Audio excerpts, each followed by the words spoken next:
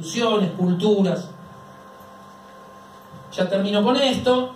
La complejidad de los productos que exporta un país es directamente proporcional a las capacidades organizacionales e institucionales de una sociedad, y entonces subrayo el concepto de estabilidad. Porque, digo, desde este punto de vista, cuando uno rompe una institución, o rompe una política pública, o hace quebrar una empresa, o que cierran empresas, lo que estamos haciendo es disipando, ¿sí?, los elementos que venimos trabajosamente en nuestra democracia latinoamericana. Cuando un gobierno que llega con el 2% de los votos en un balotaje piensa que puede, ¿sí?, destruir todas las políticas públicas que venía definiendo nuestra democracia y refundar la república, lo que está haciendo es ir en la dirección opuesta, generar procesos de desaprendizaje, desorganización, desarticulación, ¿sí?, que trabajosamente venía nuestro país construyendo. ¿Cómo pensar entonces algo equivalente a los ecosistemas que hoy se piensan en el primer mundo? Les quiero mostrar que en Argentina logramos generar algo así como protoecosistemas o algo que se les parece, ¿no? Primero, deberíamos ajustar el vocabulario, ¿sí? Entre 2003 y 2015 yo me animo a decir que cometimos algunos errores, por ejemplo, por no tener claras algunas de estas cosas.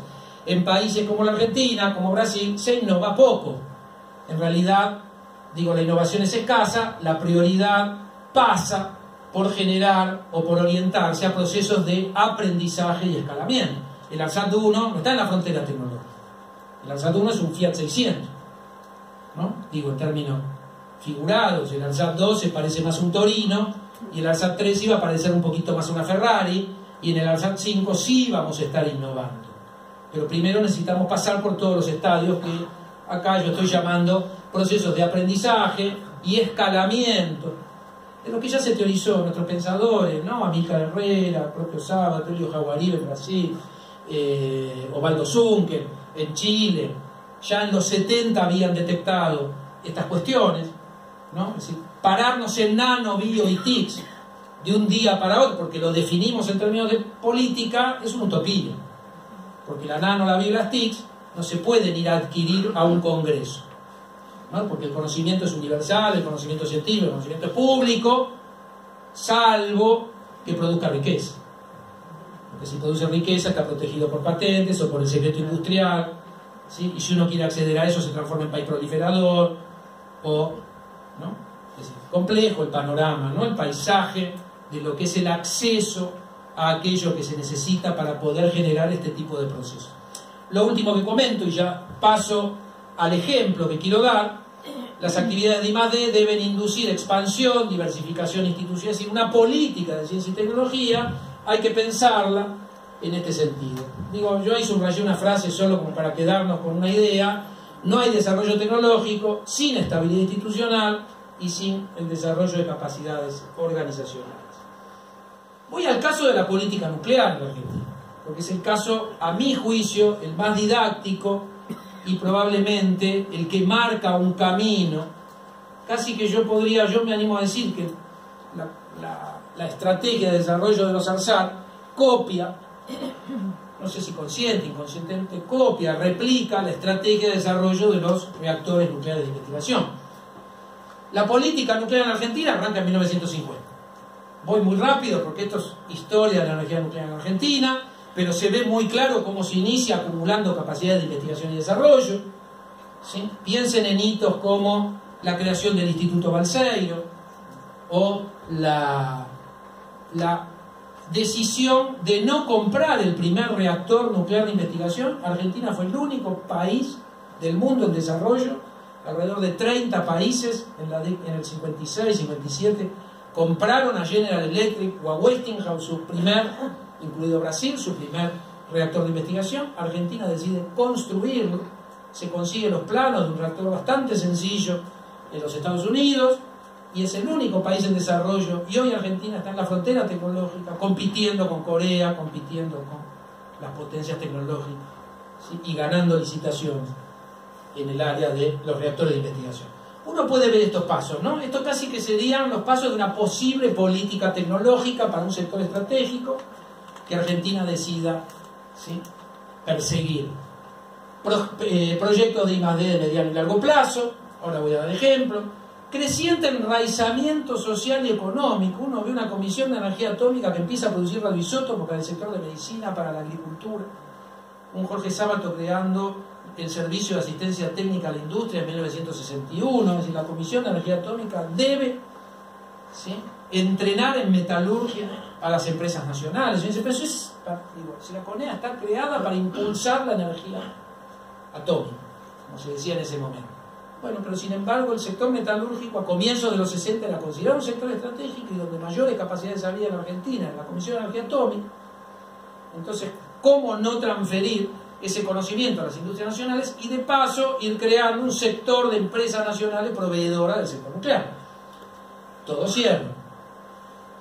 Un acompañamiento de la política exterior. Esto es clave cuando uno se involucra con un país periférico, se involucra en un sector estratégico. ¿Y qué es un sector estratégico? Un sector de alto valor, en general suelen ser sectores de alto valor agregado, donde las potencias no quieren nuevos miembros en el mercado.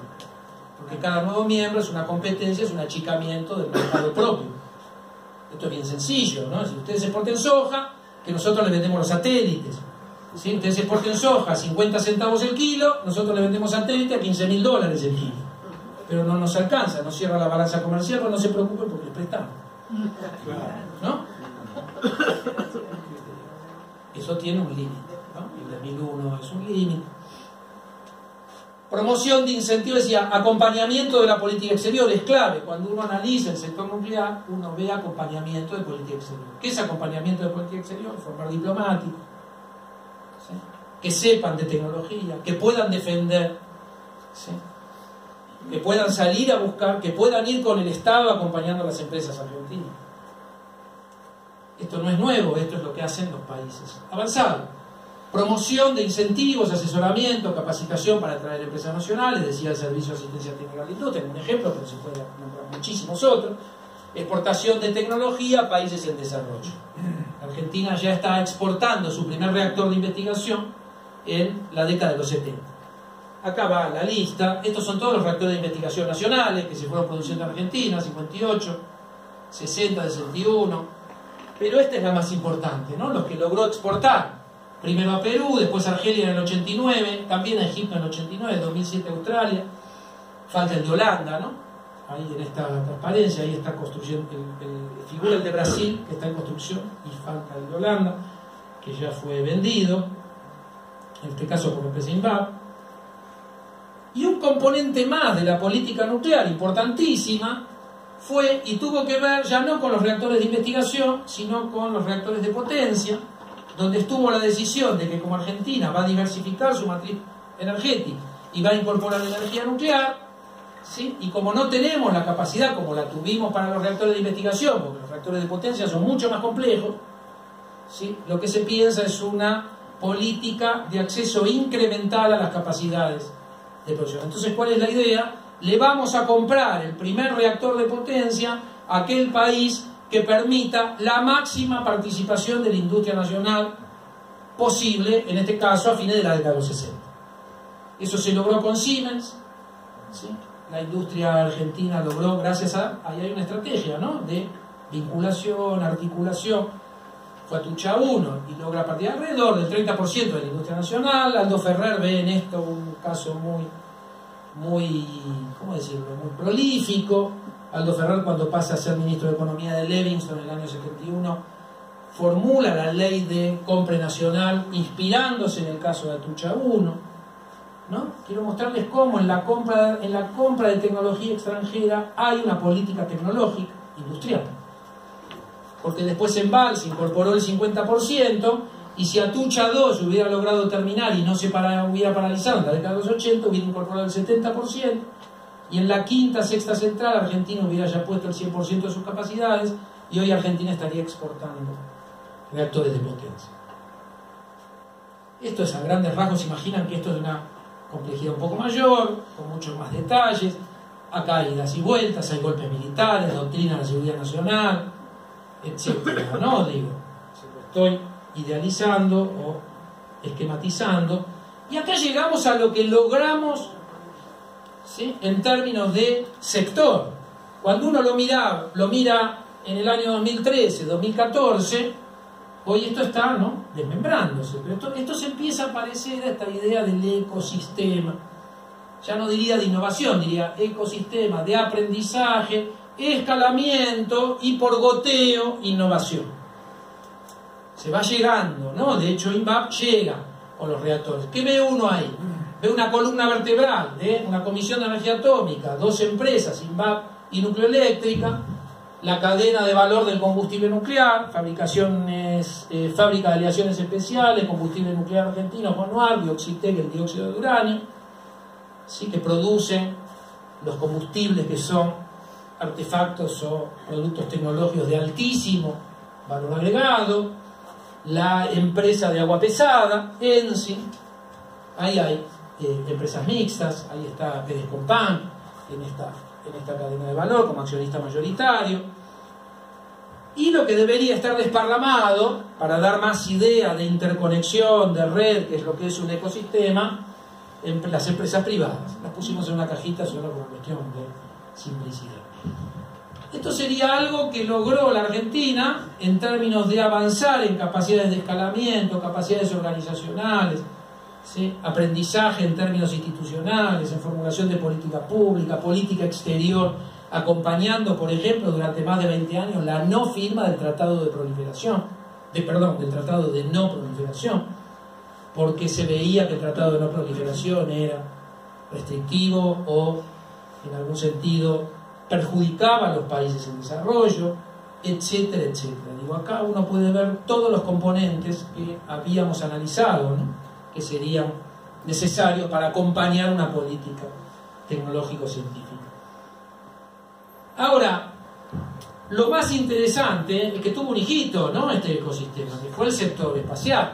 Es decir, esto es la diapositiva anterior y esto es lo que van a hacer en la década de los 90, mediado por la empresa INVAP, ¿sí?, la creación de la Comisión Nacional de Actividades Espaciales con ARSAT, SEATSA y BEM, ¿sí? Es decir, el ecosistema ahora, además de producir reactores nucleares de investigación, produce radares, produce satélites de observación, y en algún momento, con la creación de ARSAT, logra dar un salto cualitativo hacia los satélites geoestacionarios.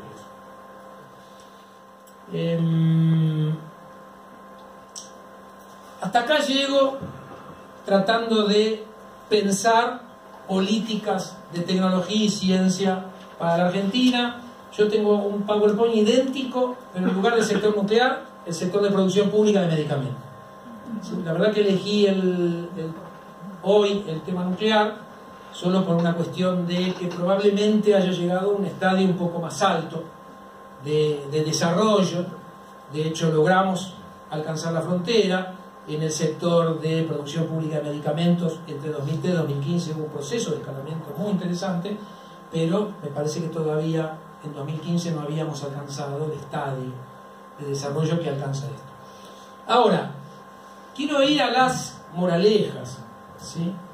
¿Qué es lo que necesita, recuperando el modelo de Carlota Pérez, recuperando la noción de ecosistema de innovación?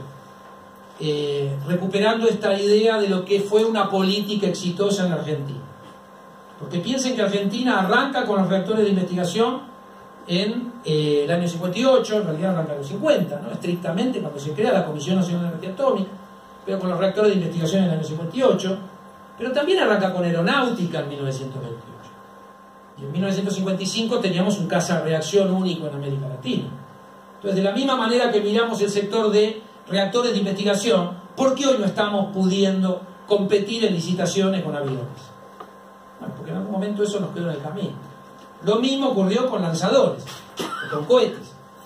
Argentina lanzaba cohetes en el año 68-69 que llegaban a 80 kilómetros de altura, iban con monitos o ratitas, se le medían las variables fisiológicas en vuelo y después a veces se lograba recuperar al monito con vida. A veces. Pero digo, teníamos el dominio del combustible sólido, eran cohetes de 2 etapas, en los 80 desarrollamos el misil Cóndor 2, y hoy estamos con el Tronador, que es una cañita voladora. ¿Qué pasó en el medio? ¿No? Teníamos una empresa que logró generar calculadoras electrónicas y competir en el mercado local con Olivetti, ¿no? La empresa FATE, a comienzos de los 70, competía exitosamente con la empresa, con la transnacional, la multinacional italiana Olivetti. Mientras tanto desarrolló un prototipo de computadora que estaba casi listo para salir al mercado, según la gente de FATE Electrónica, años 76-77, ¿sí? Y sin embargo sabemos que hoy Argentina no exporta computadoras, ¿no? Ya dijimos aviones, dijimos lanzadores satelitales, acabamos de decir calculadoras y computadoras, ¿sí? Todos sabemos lo que pasó con los medicamentos y el gobierno de Ilia, porque ya había un sector potente de empresas nacionales en los 60 que producían medicamentos. Podríamos seguir con la lista, ¿no? Es como el desembarco a Normandía en términos de capacidades tecnológicas, pero llega el sector nuclear, por ejemplo, de manera muy clara. Y detrás del sector nuclear llegan los satélites. No son los únicos, ¿no? ¿Usted me entiende? Estoy mostrando sectores, entre comillas, sectores estratégicos a los que Argentina apostó de manera potente, o lo intentó en algunos momentos. Te digo, ¿qué es lo que pasa que tantos sectores nos fueron quedando en el camino y tenemos que volver a empezar y a recomenzar? Entonces quiero reflexionar sobre un paper famoso de Marcelo Diamant, que se llamó año 83, El péndulo argentino.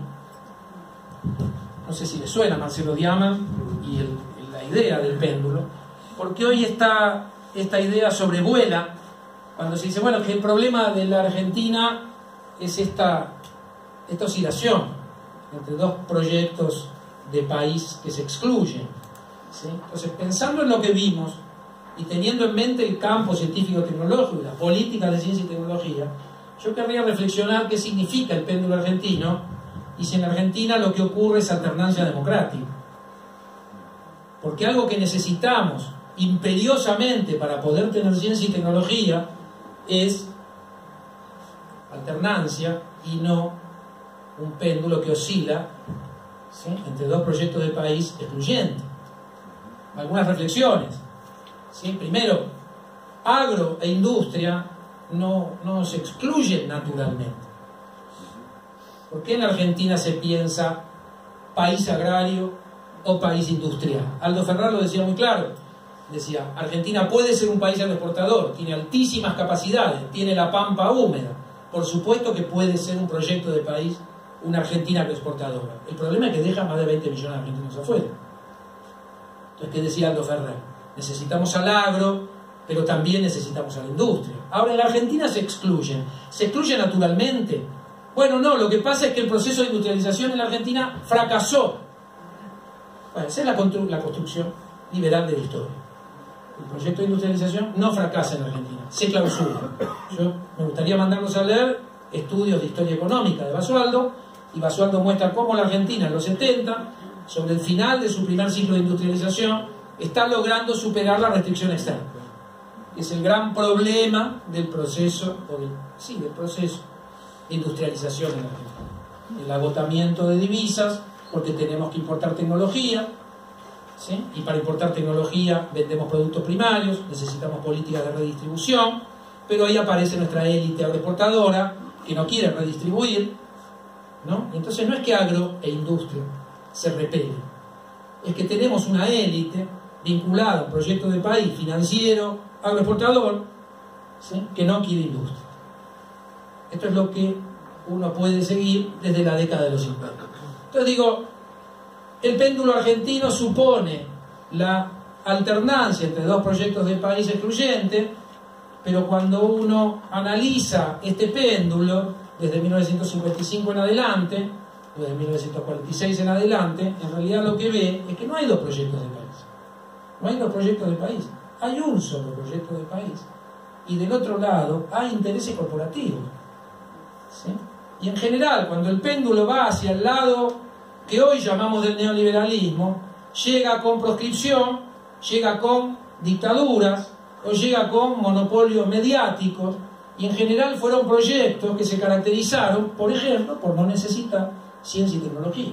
Entonces vemos que el péndulo de Diamant se puede seguir perfectamente la historia de la ciencia y la tecnología en Argentina para ver cómo cada vez que el péndulo se va para el lado liberal o neoliberal, acompañando golpes militares, ¿sí?, o gobiernos como el de los 90, o gobiernos como el actual, vemos cómo empiezan a clausurarse ciclos de aprendizaje, escalamiento, ¿sí?, diversificación de instituciones, de capacidades científico-tecnológicas, etcétera, etcétera. Entonces digo, déjenme ir sacando ya algunas conclusiones, ya voy terminando, y en una de esas, si les parece, hacer un debate, pero ahí lo hago subir a Eduardo, no me deje solo. Entonces digo, primero, distinguir en el péndulo de Diamant alternancia democrática de proyectos refundacionales, ¿sí?, que en realidad vienen a, como ocurrió en el 55, como ocurrió en los 90, como está ocurriendo, obviamente, en la última dictadura, como está ocurriendo ahora, que se viene a desperonizar o hoy a deskirchnerizar el Estado, y en realidad lo que ocurre es la destrucción del Estado. Y con la destrucción del Estado, la destrucción de sus capacidades institucionales, organizacionales, etcétera, etcétera. Y ahí es donde la ciencia y la tecnología empiezan a retroceder, y hoy estaríamos desaprendiendo a construir satélites, desaprendiendo a producir vacunas, desaprendiendo, etcétera, etcétera. Entonces el papel del Estado y de la continuidad de las políticas de Estado, que es una política de Estado, una política pública que está por encima de la línea de flotación de las ideologías partidarias. ¿Sí? El ARSAT no es un artefacto kirchnerista, el ARSAT es un satélite argentino. Eso, estoy diciendo una trivialidad, pero es así, ¿no?, por definición. Entonces, que de pronto llegue un gobierno a cancelar, ¿sí?, violando la ley de fomento, de promoción de la industria satelital, es una paradoja. Primero, porque está fuera de la ley, y segundo, porque quien invirtió en los ARSAT es nuestra sociedad. Entonces, no hay nada más caro hoy que dejar de construir el ARSAT 3. ¿Sí? Fíjense la anécdota que interesante, que cuando Macri va a vender el reactor de Inbaba a Holanda, Infobae, ¿sí?, comenta, el presidente Macri viaja a visitar a la princesa, ¿no? ¿Es? A la reina, perdón, eso, a la reina, y a cerrar la venta del reactor nuclear de investigación. Y ahí vimos, ¿no?, la manija de Clarín. Ahora, Macri puede ir a vender un reactor de investigación a Holanda porque Macri no gobernaba en 1958, ¿no? Porque si Macri hubiera gobernado en 1958, hubiera hecho lo mismo que dicen que hay que hacer hoy con los satélites. No hubiera permitido que el RA1, el primer reactor de investigación, se produjera en el país, porque era más barato comprarlo. Y acá de nuevo un elemento importante de política tecnológica. ¿Qué fue más barato? ¿Sí? ¿Era más barato comprar el RA1 o fue más barato producirlo? ¿Cómo hago esa cuenta? Porque si me quedo con la compra del primer reactor solamente, por supuesto que es más barato comprarlo. Pero cuando uno entiende el efecto multiplicador que tiene el desarrollo tecnológico, el uso de conocimiento en la tecnología, hoy sabemos que con lo caro que pagamos el RA1 ya lo amortizamos y hoy estamos ganando dinero. Y de hecho INVAP, todas las instalaciones que tiene INVAP en Bariloche, con su centro de ensayo, SEATSA, etcétera, son parte de la venta de un reactor, ¿no? Primera moraleja, cuando uno hace una cuenta de almacenero, ¿no?, con el tema de la tecnología, hay que hacer la cuenta a mediano o largo plazo, como se hizo con ARSAT. Sí, el ARSAT 1 fue muy caro, el ARSAT 2 fue más barato, el ARSAT 3 ya, ¿sí?, genera una plataforma de 3 satélites para que empresas nacionales hagan negocio, además de ocupar nuestras propias posiciones orbitales, que de paso digamos que las posiciones orbitales argentinas son, así se consideran las posiciones orbitales, la extensión de la soberanía territorial al espacio exterior. Entonces fíjense qué interesante, ¿no? Es decir, resulta que la soberanía tecnológica servía también, además de para cantar el himno, para hacer negocio.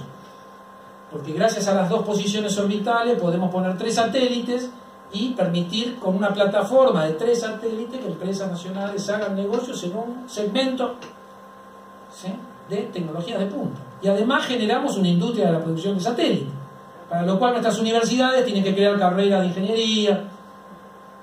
Generamos también puestos de trabajo de alto salario, y carreras técnicas y colegios industriales. Eso se llama efecto multiplicador. Y eso también hay que calcularlo en el precio de fabricar el primer satélite caro, el segundo más barato, el tercero da ganancia y el quinto lo empezamos a vender al exterior. Y subimos un par de escalones en esa ranking de países en desarrollo que mira qué complejidad puede exportar un país. Entonces, decía el papel del Estado y la continuidad de las políticas de Estado en la conformación de ecosistemas, permítanme usar la palabra, de aprendizaje, escalamiento, desarrollo e innovación. Para eso se necesitan entornos organizacionales, metas tecnológicas. Las metas tecnológicas en Argentina, en los países inestables, las metas tecnológicas sirvieron para estabilizar a las instituciones. ¿Sí? Las metas tecnológicas, donde se requieren capacidades organizacionales, ayudan a estabilizar redes de instituciones. Esto es así, se invierte esto está muy estudiado. En los países en desarrollo se invierte. Los países desarrollados parten de la estabilidad y se ponen metas. En los países en desarrollo las metas importantes sirven para que nuestras instituciones proyecten a mediano y largo plazo y eso estabiliza, ¿no? Y finalmente capacidades de incentivo y disciplinamiento, palabra un poco incómoda, ¿no? Es decir, ¿qué necesita un país en desarrollo de sus políticas públicas, de sus instituciones estatales o de sus capacidades estatales? Necesita generar capacidades de incentivo y disciplinamiento para promover conductas y valores empresariales y también de la comunidad científico-tecnológica. Otro paréntesis, permítanme. ¿Qué significan culturas empresariales? ¿No? Hoy se dice que en la Argentina gobiernan empresarios. Yo creo que le hacemos un favor enorme llamándolos empresarios, porque en realidad el concepto de empresario es quien genera valor, o empresaria, quien genera valor y asume riesgo. ¿Sí? La gente que tenemos ahí, que se dice que gobierna, ni genera valor, porque juegan a la ruleta financiera y no asumen riesgo. Son predadores del Estado, es la patria contratista, y son los grupos agroexportadores. La patria contratista y los grupos agroexportadores vienen de la oligarquía, ¿no? Terrateniente argentina. A eso se le suma la patria contratista, ¿no? Lamentablemente la patria contratista es un grupo de empresarios que empiezan a emerger desde fines de los 60, pero se consolidan con la última dictadura, y que entre el 2003 y 2015 intentamos generar un Estado, es decir, logramos recuperar al Estado, pero no llegamos al estadio de generar las suficientes capacidades de disciplinamiento. ¿Sí? Lo podemos llamar poderes fácticos, aquellos que no vota nadie y que quieren imponer su proyecto de país, ¿no? Esto podría ser una lectura que deberíamos ir. Muéstrenme, si tomamos cualquier grupo empresarial al azar, digamos el grupo Macri, así tomado al azar, un laboratorio de I+D del grupo Macri, ¿alguien puede mostrar? Uno. O una inversión en I+D que pueda mostrar el grupo Macri, ¿no? Esto es notable. Digo, esta gente que se dice empresario, que se dicen empresarios y que nos hablan de emprendedorismo, en realidad no son empresarios, son grupos especuladores, son predadores, juegan a la ruleta financiera, ¿no? Y nos quieren explicar el concepto de emprendedorismo. Por eso el concepto de emprendedorismo casi queda un poquito de cosa, ¿no? Ponerlo en estas diapositivas. Pasa que tiene otro sentido en el primer mundo. Voy cerrando. Decía capacidades de incentivo y disciplinamiento. Esto es lo que necesitaríamos del Estado argentino para un periodo post-2019, volver a escalar en la producción de capacidades. Si queremos recuperar nuestra ciencia y nuestra tecnología, necesitamos rápidamente generar esto que vimos, ¿no? Y acompañando a esto que vimos, capacidades de disciplinamiento, de orientación de nuestros empresarios y también podríamos decir de incentivo y disciplinamiento de la comunidad científica. Yo sé que me estoy metiendo en un tema complicado, pero habría que poder hablar de estas cuestiones.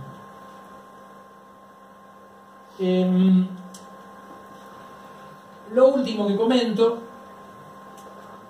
componentes adicionales que suelen estar implícitos, pero hagámoslo explícitos, la necesidad de las ciencias sociales en el diseño de las políticas públicas. Uno dice capacidades sofisticadas para formular y aplicar, ¿no?, políticas públicas. Uno está hablando implícitamente de la necesidad masiva de ciencias sociales, con agendas, obviamente, orientadas a la comprensión de la realidad de nuestro país, que es muy compleja. Como dice la gente del INTA, la Argentina son muchas Argentinas, tantas Argentinas como economías regionales. Eso requiere de altísimas capacidades en términos de diagnóstico, prospectiva, comprender dónde puede ser competitiva una economía regional para salir a competir al exterior. Hoy no queremos competir con China, queremos complementariedades con países latinoamericanos, etcétera, etcétera. La necesidad de capacidades en políticas tecnológicas, gestión de la tecnología, y podríamos agregar economía de la innovación. Vuelvo al comienzo, ¿no? Cuando Sábato decía, no es lo mismo gestionar ciencia que gestionar tecnología. ¿Sí? Demostramos en el 2003-2015, demostramos carencias enormes en estos puntos. ¿Sí? Gestión de la tecnología. Busquen la palabra comercialización en el Ministerio de Ciencia, bueno, en el ex Ministerio de Ciencia, perdón que se me cae una lágrima, ya lo recuperaremos. Digo, busquen si todavía existe la página web del ex Ministerio, busquen la palabra comercialización, no la van a encontrar. Y cuando uno lo debatía en el año 2012, 2013, bueno, ¿pero qué tiene que ver esto con la ciencia y la tecnología? Cuando uno va a los países centrales, por ejemplo, comercialización, política exterior, acompañando sectores estratégicos, son parte, componente imprescindible de las políticas de ciencia y tecnología. Ahí está, ¿no? Lo que decía, política exterior que debe acompañar, ya lo dijimos, perdón, no quiero aburrirlos. Y la formación de economistas y diplomáticos en economía del conocimiento. ¿Sí? Esto es fundamental, tratar de entender que hoy el conocimiento es un activo estratégico, esto es desde la Segunda Guerra Mundial, pero esto se incrementa. Por eso la Organización Mundial de Comercio o los organismos de gobernanza mundial en general, ¿sí?, avanzan en la dirección, por lo menos desde el 94, desde la creación de la OMC, avanzan en la dirección de ir poniendo obstáculos crecientes a los países en desarrollo para que estos países puedan desarrollar capacidades en esta dirección. Las políticas de patentamiento que se globalizan como el mandamiento 11 en las tablas de Moisés. Si miran bien van a ver un mandamiento 11 que dice patentarás para proteger tu propiedad intelectual. Eso es producto del proceso de globalización de las políticas de protección de la propiedad intelectual de los Estados Unidos a fines de los 80. Así de sencillo. Estados Unidos entendió que la mejor forma, la mejor herramienta disponible para proteger a sus transnacionales o la propiedad intelectual de sus transnacionales era la patente, y se inicia un proceso de globalización de la patente. Cuando se nos decía en los 90, la Argentina necesita una ley de patentes para proteger sus innovaciones, falso. Y de hecho nuestra regulación es para proteger las innovaciones o la propiedad intelectual de las transnacionales que operan en el mercado local. Entonces necesitamos rever las políticas de protección de propiedad intelectual, pensando en, como dicen los especialistas, los países en desarrollo necesitan sistemas de protección de la propiedad intelectual flexibles.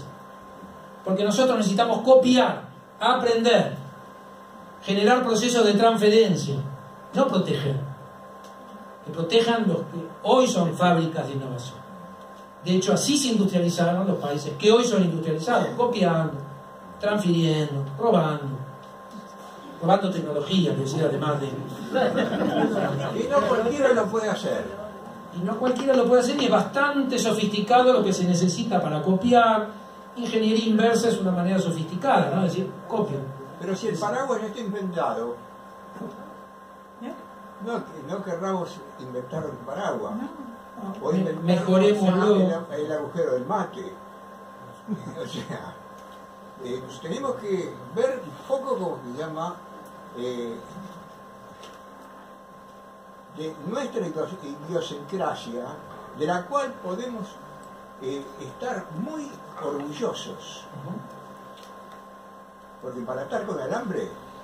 Sí, pero, momento, Japón empezó, es decir, Estados Unidos y Alemania arrancan copiando, mejorando, transfiriendo, importando cerebros, ¿sí?